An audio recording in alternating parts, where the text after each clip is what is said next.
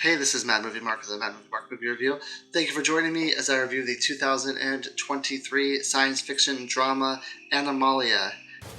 Pourquoi tu zappes dès que ça devient sérieux? Hey, I try to be as serious as I can every time because I believe that movie reviewing is serious business. Now, I am reviewing every movie that has 100% fresh rating on Rotten Tomatoes in chronological order. Once I've reviewed them all, I will rank them from worst to best. This movie has a 100% fresh rating from the critics and a 67% fresh rating from the audience. Now, I try to be as 100% honest as I can in these reviews, even if it makes me look stupid, and I'm going to be 100% honest right now. I was thoroughly confused with this movie. Now, it's fair to say that in science fiction movies I am sometimes confused, but this movie was like a whole nother level of confusion for me. So the main character, her name is Itto. This movie is set in Morocco. That's where it was filmed. It is in French, Arabic, and a language called Berber, I believe, which I am not 100% familiar with. Actually, I am 0% familiar with Berber. And it follows this woman and her husband, and she's pregnant, ready to have a child. They live in luxury. He is like some bigwig in his country where he makes a lot of money and they live a very comfortable life. One day he gets a phone call and he's sent away on business, and his wife chooses to stay by herself. I believe he's going like with his mom or something too, and she doesn't want to like travel with the family because she believes that his family thinks very little of her because she came from a poor upbringing. She was basically a no one when they started dating. She was poor, she has no money, and she's marrying into money, so she believes that his parents think that she is not good enough for him. So he goes off on this trip, and as he's on this trip, it seems like the roads are starting to get closed, the government's starting to like take over highways, and things are becoming a mess, kind of out of control. Now there's some sort of like science fiction-y thing going on here. I don't really know what it is. There's some sort of disturbance in the force here. Now, originally I thought maybe aliens or something, but that's definitely not what is happening. I'm not 100% really sure what's happening or why it's even a big deal or like what is even going on in this movie at all. So he's kind of held up and things are going bad.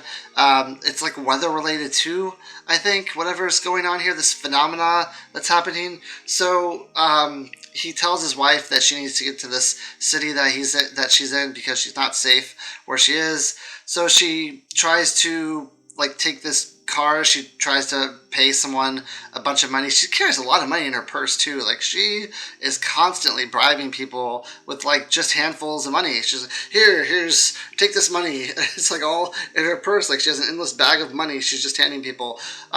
So she's trying to bribe this guy or pay this guy to take her to this town, and he ends up like taking all of her money and then not taking her there. He takes her the wrong way, and because he also has his family in the car, and his plan is to get his family to safety, and it's not the way that she wants to go. So he ends up not taking her. She ends up finding someone else to do it by chance. This is like a very nice person who she met while she was in the town that she was dropped off in, and she just so happens to share like the same birthplace as this guy, and they both speak this language of Berber, and she kind of convinces him she's pregnant, she needs to go see her husband, she's worried about whatever danger they're in, so he agrees to take her, and while they're driving to this place, they see a hitchhiker, and they pick him up, and this guy is very, very weird, like very odd. Whatever's going on with this phenomenon has struck him, I think, because he like talks in riddles and he like stares at her for no reason, and it's like a very like blank, very odd stare that he's giving her. And at some point when they're traveling, they see this like big crazy object that's just like taking over part of the land. It's like colorful and it's huge, and apparently that's whatever the phenomena is, that's part of it that's happening.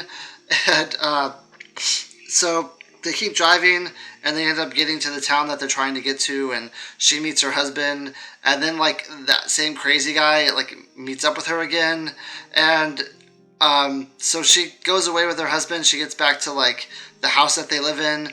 The next day they go to like a church to pray that whatever this phenomenon is going to go away. And while they're praying, like one of the girls who's praying gets stricken by this phenomenon, and like something happens with her eyes, and then the girl who's pregnant like passes out, and her husband starts talking in riddles also. So like, was he also afflicted by this? He might have been. It seems like a lot of the people who were in the church that day were somehow afflicted by what's ever happening. That guy who talks in the other guy who talks in riddles, the hitchhiker, was also there, and he assured her. I'm thinking he assured her that things were fine because he talked in a riddle. I mean, maybe these riddles make sense. Maybe it's just because I don't understand what they're talking about. It's like religious in a way. There's like a lot of religious undertones in this movie. I'm not. I mean, I don't follow any real religion. I'm not a huge religious person. So maybe what they're saying is like from a proverb or from some sort of religion and they're just repeating it. I honestly have no idea. It just sounds like they're talking like in circles, and it's like in Harry Potter at the end where Harry's trying to find this like this thing. I don't remember what it is, but he goes and he asks this girl, like, he says Voldemort's on its way and he's gonna kill everyone, and like, I need this super secret thing, like, where is it hiding? And she says like, it's in the place where everything's hidden. And I'm like, what are you talking about? Just tell him where it is. But he knows where it is because he found it, so apparently like he knew what that meant. Why didn't he just go to that place where everything was hidden in the first place? I don't know, but it's kind of like that where everyone else knows what these riddles are and everyone else knows what they're talking about, but I have no idea. So it's like, maybe I just didn't get it. This whole movie I just didn't really understand. I didn't understand, first of all, like, what's the point of this movie? It's a science fiction movie, but it's not that suspenseful, to be honest. Even when she's trying to like get to her husband at the end of the, like, throughout the entire movie, like, I just mildly cared whether I honestly just assumed that she would not get to him, that like something would happen to him, and they would never meet up again. And I was surprised when they actually did. I guess I wasn't in too much suspense because I assumed what the ending was going to be, but I was wrong. Then at the end of the movie, she like gives birth, which is a really hectic scene, and I honestly thought she was miscarrying, which if that was the case, like, this movie would have gotten a 0 from me. From someone who has gone through that with his spouse in real life. It's just not a tragic event that I want to see in a movie, especially when it's like in this type of movie where I really wouldn't understand why it's happening, or it's like misplaced and it makes no sense to the movie at all.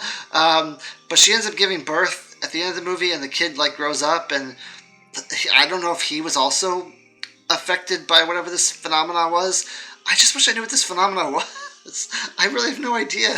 Like I said, I don't watch a lot of science fiction movies. Like, I'm not a science fiction person. I'm like a thriller, crime drama, sometimes comedy person. I'm not a horror film watcher. I don't watch a lot of science fiction movies. I just don't. They're not interesting to me, really.